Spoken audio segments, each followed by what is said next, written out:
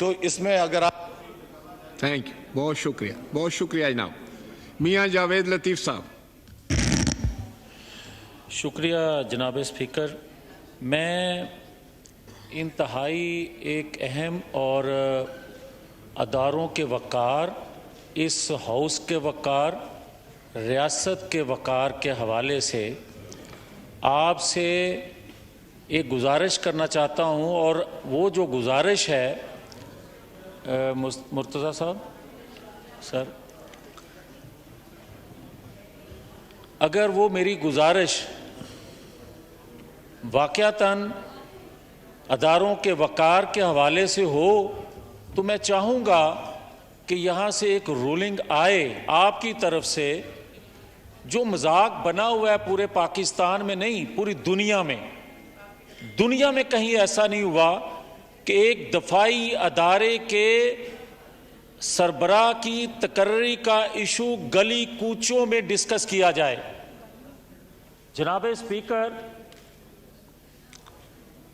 गुजारिश इतनी है कि अगर यहां तक भी बात होती रहती तो जनाब स्पीकर, कौम पिछले 4 माह से बर्दाश्त कर रही थी, आज उस शख्स ने नई बात की।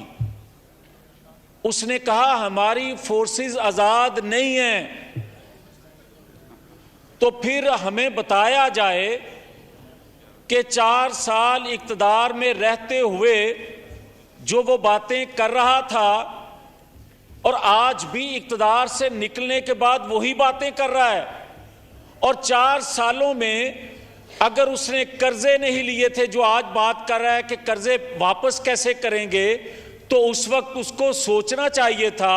उस वक्त महंगाई जो थी, उस वक्त जो मईशत से खेल रहा था, उस वक्त दिफाई पॉलिसी जो बना रहा था, खारजा पॉलिसी जो बना रहा था, दाखिला पॉलिसी जो बना रहा था, उस पे उस वक्त भी लब कुशाई करता, कोई अमलन काम करता तो लोग समझते जो आज रोना रो रहा है शायद ये दुरुस्त है। मगर जनाब स्पीकर, उसने यहां इसी जगह खड़े होकर कहा था कि हमारे अदारों ने पाकिस्तानियों को गैर मुल्कियों के सामने भारी कीमत पर बेचा।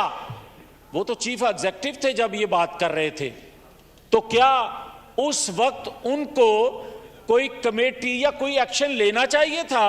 और आज जो बात कर रहे हैं वो कह रहे हैं कि जनाब एक सजा याफ्ता शख्स जो है उससे मशावरत की जा रही है दफाई अदारे के सरबराह के हवाले से।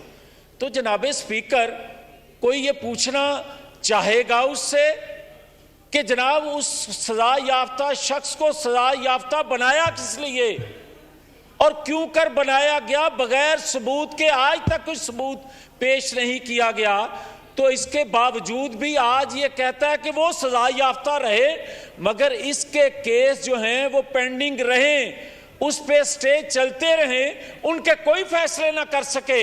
जब ये 4 साल इक्तदार में था उस वक्त भी अदारों को ब्लैकमेल करता था, अदारों के सरबराह जो थे उनकी कमजोरियों को उजागर करके अपनी मर्जी के फैसले लेता था, जिसमें नैब के चेयरमैन भी शामिल हैं उस वक्त के।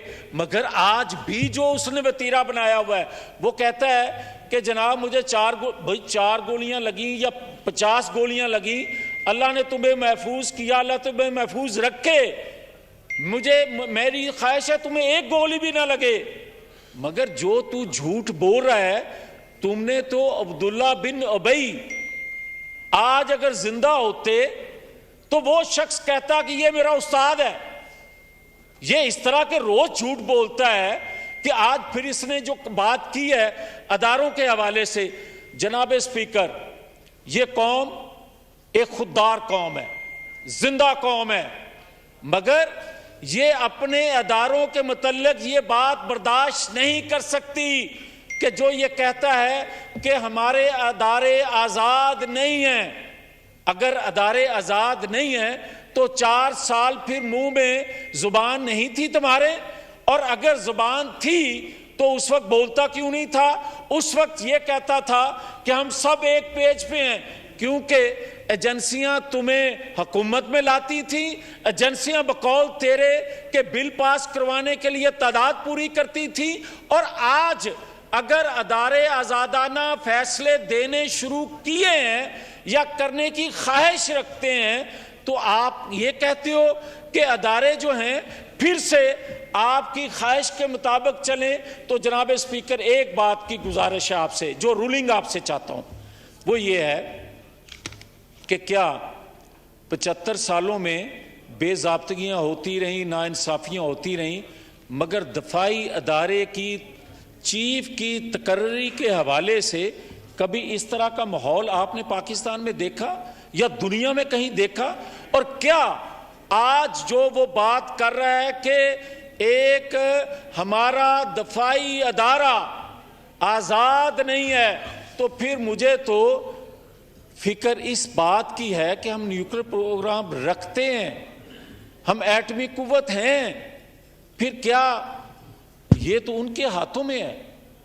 तो क्या अगर इसकी बात को सही माने तो फिर मेरा पाकिस्तान कहां खड़ा है? फिर मुझे यह बताया जाए कि 75 सालों में कहा जाता था कि पेट पर पत्थर बांध के हम इस पाकिस्तान का दिफा जो है नाकाबिले तस्खीर बनाएंगे। तो जिसने नाकाबिले तस्खीर बनाने की बुनियाद रखी उस जुल्फकार अली भुट्टो को फांसी पे लटका दिया, और जिसने तजर्बा किया उस नवाज शरीफ को आपने सजा देकर हाईजैकर बनाया। तो ये जो बातें कर रहा है, कोई है जो इसकी बात का नोटिस ले? और आज भी ये कहूंगा, जो रूलिंग की बात कर रहा हूं जनाब स्पीकर, एक अदारे की जानिब से यह कहा गया कि हुकूमत वक्त को नोटिस लेना चाहिए, तो फिर आज बताया जाए कि हुकूमत वक्त के हाथ पांव किसने बांधे हुए हैं कि ये इसके मुंह में जो जुबान पे बात आए ये कह दे, इसकी इतनी लंबी जुबान हो जाए कि दुनिया हम पे हंसे, हमारे दिफा के हवाले से उंगलियां उठना शुरू हो जाएं और इसको कोई नोटिस ना कर सके।